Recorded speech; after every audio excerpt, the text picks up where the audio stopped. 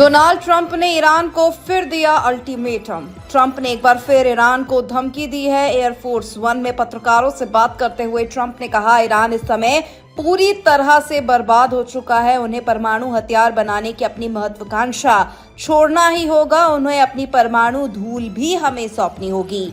Iran को वो सब कुछ करना होगा जो हम चाहते हैं, और अगर उन्होंने ऐसा किया तो वो शायद फिर से एक महान देश बन जाएगा। लेकिन अगर उन्होंने हमारी बात नहीं मानी और वो नहीं किया जो हम चाहते हैं, तो उनका वजूद मिटा देंगे और उनके पास अपना देश भी नहीं बचेगा। सपा सांसद बोले, बंगाल में ममता बनर्जी को हरा नहीं पाएगी बीजेपी। समाजवादी पार्टी के सांसद राम गोपाल यादव ने पश्चिम बंगाल विधानसभा चुनाव पर कहा, सारे इंचार्ज बदल रहे हैं, सारे मतदान अधिकारी बदल रहे हैं। ये काम चुनाव आयोग का नहीं है, लेकिन कर रहे हैं। इसके बावजूद ममता बनर्जी को नहीं हरा पाएंगे। वे 2/3 बहुमत से जीत कर आएंगी। सारे स्टेशन ऑफिसर्स कभी हिंदुस्तान में कहीं दूसरी जगह हो रहा है। रहमा फेसी नहीं लगता कि ये सब गलत हो रहा है कि सारे इंचार्ज बदल रहे हैं, सारे पोलिंग ऑफिसर्स बदल रहे हैं। तो ये काम इलेक्शन कमीशन का नहीं है, लेकिन कर रहे हैं। इसके बावजूद ममता को हरा नहीं पाएगा। इसके बावजूद 2/3 बहुमत से जीत के आएंगे, लिख लो। नीतीश कुमार के इस्तीफे को लेकर आया मंत्री रामकृपाल का बयान।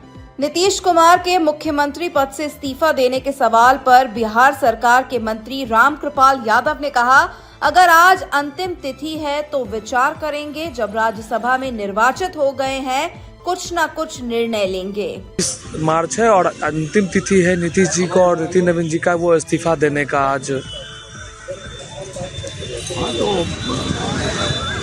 तो इस्तीफा जब अंतिम तिथि है तो लोग विचार करेंगे। क्या देंगे नीतीश जी आज इस्तीफा? ये तो मैं नहीं बता सकता। और आपने कहा कि अंतिम दिन है, तो निश्चित तौर पर जब राज्यसभा में इलेक्ट हो गए हैं, कुछ न कुछ तो निर्णय लेंगे ही। प्रशांत किशोर बोले, मोदी शाह का चहेता होगा बिहार सीएम का चेहरा। जन स्वराज पार्टी के संस्थापक प्रशांत किशोर ने कहा, बिहार में मुख्यमंत्री का चेहरा वो होगा जिसे प्रधानमंत्री मोदी और अमित शाह चाहेंगे। जिस व्यक्ति को 202 विधायकों का समर्थन होगा, वो मुख्यमंत्री का पद छोड़कर राज्यसभा नहीं जाएगा। नीतीश कुमार शारीरिक और मानसिक तौर पर स्वस्थ न चुनाव से पहले थे और न अभी हैं, इसीलिए उन्हें हटाया जा रहा है। लेकिन लोगों के साथ ये धोखा किसने किया? नीतीश कुमार ने किया, उनके दल ने किया, भाजपा के उन नेताओं ने किया जिन्हें पता था कि नीतीश कुमार स्वस्थ नहीं है। बिहार में मुख्यमंत्री का चेहरा वो होगा जिसको नरेंद्र मोदी जी और अमित शाह चाहेंगे, क्योंकि सरकार उनके प्रयास से बनी है। 202 विधायकों का समर्थन जिस व्यक्ति को रहेगा, वो आदमी मुख्यमंत्री का पद छोड़कर राज्यसभा नहीं जाएगा।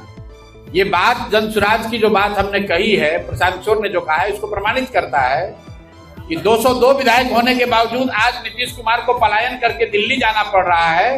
ये दिखाता है कि जो परिणाम आए, ये मैन्युफैक्चर्ड परिणाम है, ये उनकी लोकप्रियता का परिणाम नहीं है। ये 10,000 रुपए से खरीदा हुआ परिणाम है। ये इलेक्शन कमीशन की मदद से कराए गए चुनाव का परिणाम है। ये केंद्र सरकार की मदद से जीती हुई बाजी है। तो आज जो जिन लोगों ने जीतने में अपनी भूमिका अदा की है, वो तय करेंगे कि बिहार का मुख्यमंत्री कौन होगा। लेकिन इतना मैं आपको जरूर बता दूं कि मुख्यमंत्री चाहे जो भी बने, अब उसकी प्राथमिकता गुजरात होगी, उसकी प्राथमिकता बिहार नहीं होगी।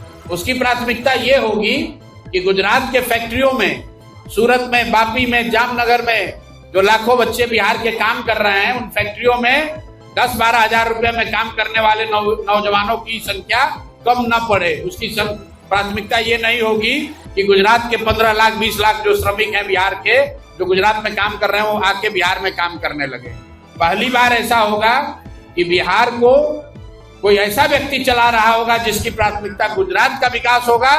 बिहार उसके लिए मजदूर की फैक्ट्री रहेगी, यहाँ से लोग मजदूरी करने के लिए जाते रहेंगे। मैं दोहरा देता हूँ, ना यहाँ भ्रष्टाचार कम होने जा रहा है, ना शिक्षा सुधरने वाली है, ना किसी को रोजगार मिलने वाला है, और न ही यहाँ से पलायन बंद होने वाला है।